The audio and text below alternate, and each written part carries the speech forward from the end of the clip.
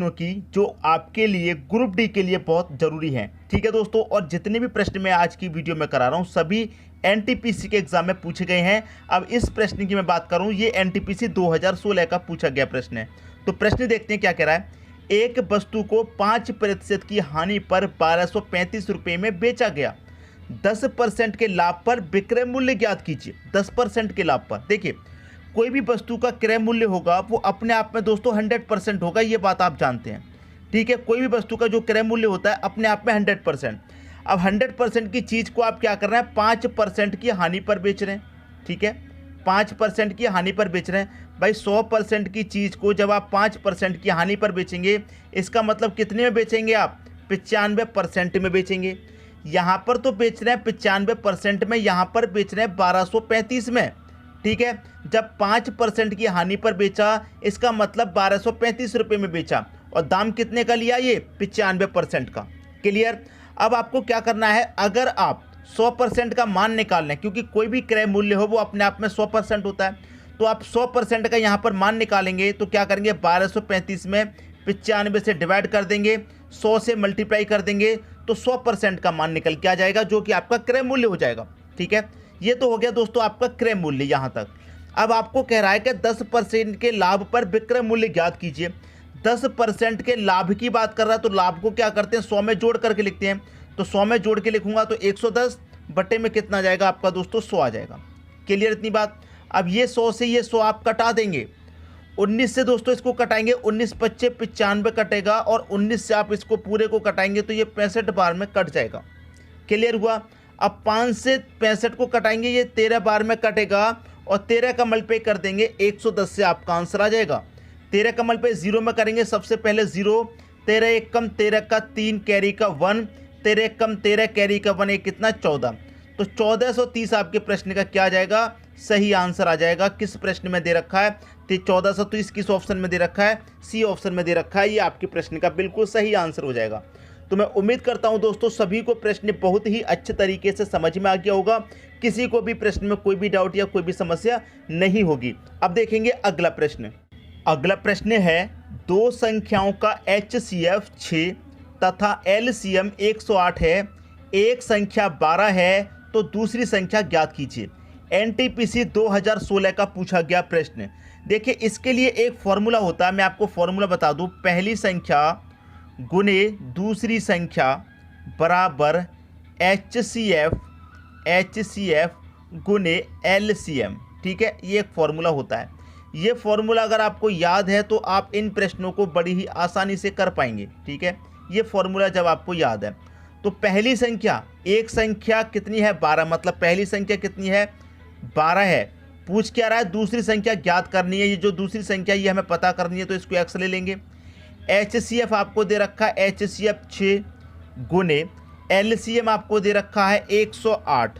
बस कटा के सॉल्व कर लीजिए, आंसर आ जाएगा। देखिए यहाँ पर 6 से 12 कट जाएगा 2 बार में। ठीक है, और 2 से 108 को कटाऊंगा, ये कट जाएगा आपका 54 बार में। तो x का मान कितना आ गया, 54 ही तो आ गया। ये आपके प्रश्न का सही आंसर आ गया। 54 किस ऑप्शन में है, आप बोलेंगे सर बी ऑप्शन में, इसको सही कर दीजिए।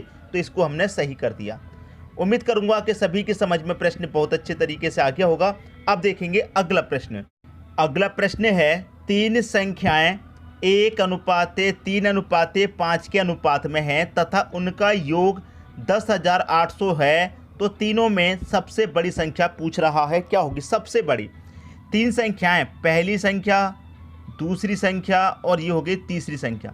तीनों का आपको अनुपात दे रखा है कितना, 1:3:5 ये दे रखा है, और तीनों संख्याओं का योग कितना है, आपको योग दे रखा है 10,800। जब आपको बहुत अच्छे से पता है कि योग दिया जाता है तो हम क्या करते हैं, अनुपातों का योग। तो 5 और 3 8, 8 और 1 9, अनुपातों का योग कितना हो जाएगा, 9। तो अनुपात के योग से इस योग में आप क्या कर देंगे, डिवाइड कर देंगे। अब इसे कटा लीजिए, कितनी बार में कटेगा, आप कटाएंगे 9 1 कम 9, 1 बचेगा दोस्तों 18, 9 दूने का 18 और 2 0, मतलब 1200 बार में ये पूरा पूरा कट गया। आपसे पूछा तो तीनों में सबसे बड़ा कौन, आप बोलेंगे 5 सबसे बड़ा, तो जो तीसरी संख्या है वही सबसे बड़ी होगी। तो 1200 का मल्टीप्लाई आप 5 में कर दीजिए, आंसर आ जाएगा 12 25 60 और 2 0, मतलब 6000 आपकी सबसे बड़ी संख्या है। और 6000 आपको सी ऑप्शन में दे रखा है। सबकी समझ में अच्छे तरीके से प्रश्न आ गया होगा। अब देखेंगे अगला प्रश्न। अगला प्रश्न है, एक फल विक्रेता के पास कुछ सेब थे, उसने 40% बेच दिए और अभी भी उसके पास 420 सेब हैं, तो प्रारंभ में उसके पास कितने सेब थे। देखिए प्रारंभ में पूछ रहा है, एक फल विक्रेता के पास कुछ सेब थे, जितने भी सेब होंगे वो अपने आप में कितने होंगे, 100% होंगे। चाहे 2, 4, 10, 20 कितने भी हों वो अपने आप में 100% होंगे। अब 100% में से कितने बेच दिए, 40% बेच दिए।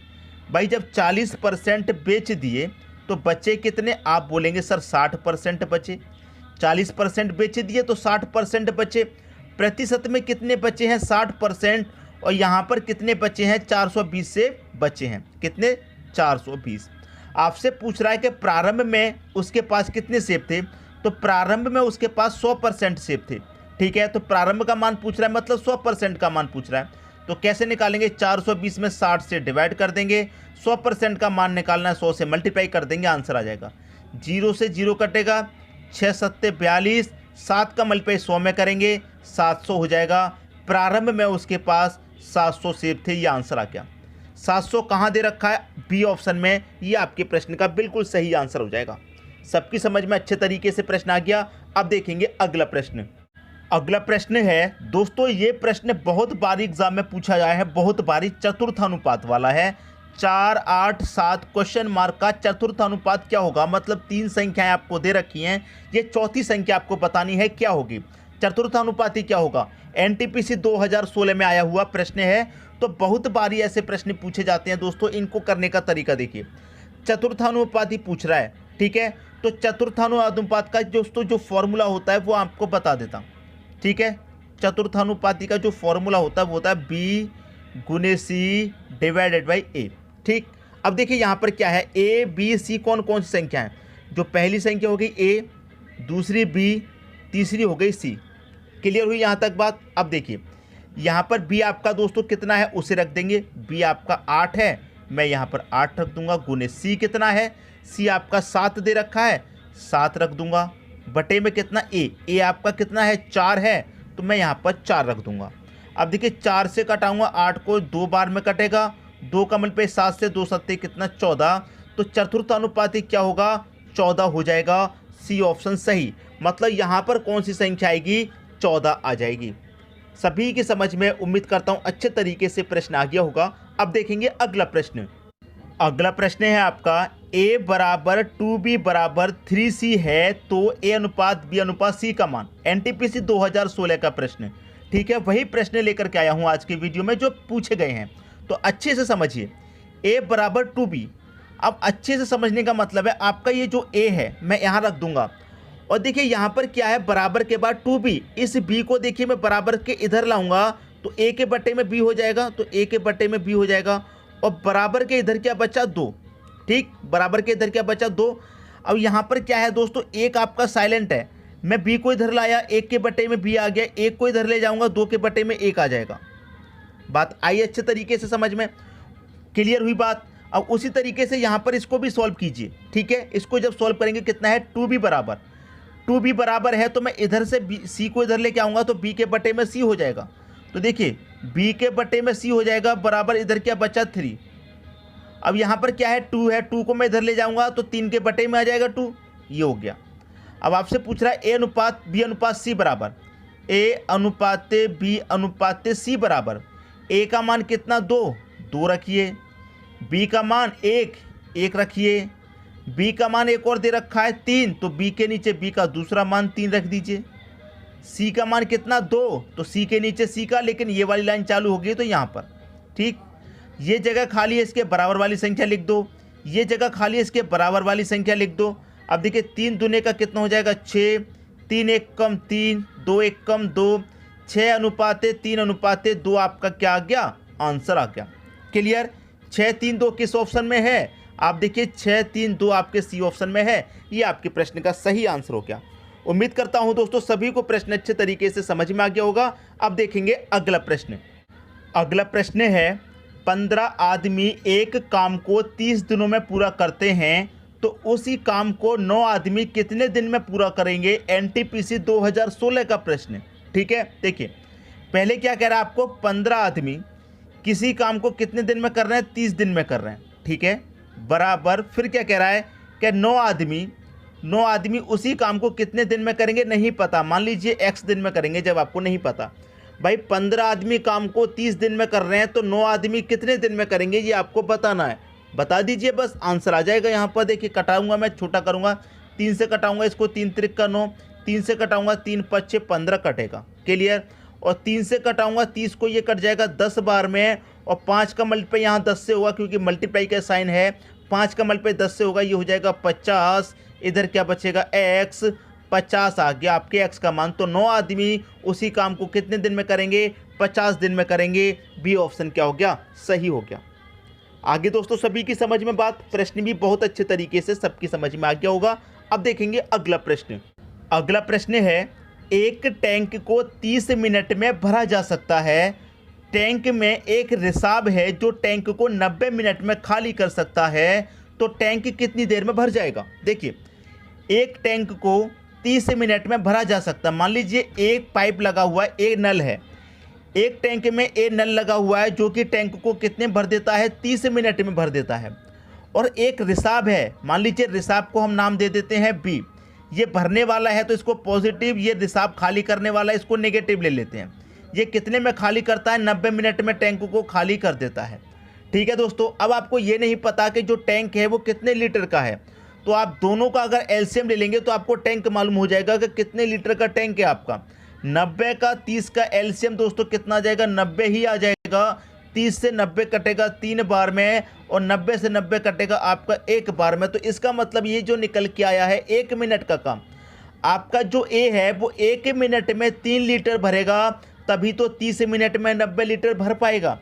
आपका जो बी है वो 1 मिनट में 1 लीटर खाली करेगा, तभी तो 90 मिनट में 90 लीटर खाली कर पाएगा, क्लियर। ये आपका भरने वाला है, ये खाली करने वाला।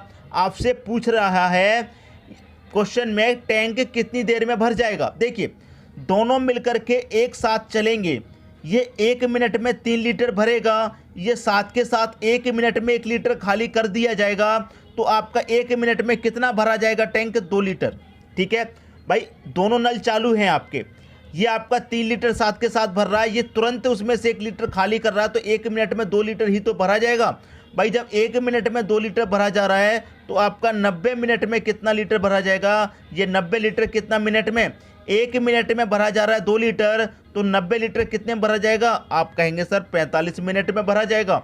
45 कहाँ दे रखा है, बी ऑप्शन में दे रखा है। ये आपके क्वेश्चन का बिल्कुल सही आंसर हो गया। उम्मीद करूंगा कि सभी की समझ में प्रश्न बहुत अच्छे से आ गया है, किसी को भी कोई समस्या कोई डाउट नहीं होगा, ठीक है दोस्तों। वीडियो पसंद आया लाइक करें, दोस्तों में शेयर करें। चैनल को अभी तक सब्सक्राइब नहीं किया है तो सब्सक्राइब करके बेल आइकन का बटन दबा दें, ताकि सभी वीडियो का नोटिफिकेशन आप तक पहुंचे, ठीक है दोस्तों।